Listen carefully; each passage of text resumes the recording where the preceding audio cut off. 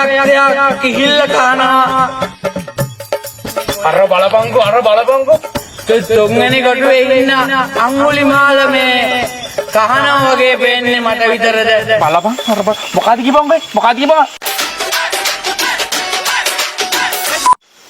එලා හතරවෙනි කොටුවේ ඉන්න නාලාගිරිට ගෝල් එකක් නෑ වෙන්න බෑ. මේ මැද කොටුවේ ඉන්න මොහිනී පොඩි එකාට කිරි බෝනවා වගේ පේනවා. කෙරවලේ කොටුවේ එක්කිනා ගල බිමට වට්ටගත්තා. මෙන්න ආය ඉඳගත්තා. මට පේන්නේ මගේ ඒ දෝෂයක්. කිව්වා මම බැරම් පණ්ඩිතයා බාර ගන්න තුින්න ඕනේ. මේ සංවිධායක මණ්ඩලයේ පවසා සිටිනවා දන්සලේ වැඩ කටයුතු සම්පූර්ණ වී ඇති බැවින් ආහාර ගැනීම සඳහා දන්සල දෙන ලෙස සියලු දෙනාටම දන්සල ගාවට එන්න කියලා ආරාධනා කරනවා. ඔව් බලන්න පින්වතුනි කොටු ටිකේ කවුරුත් නැහැ.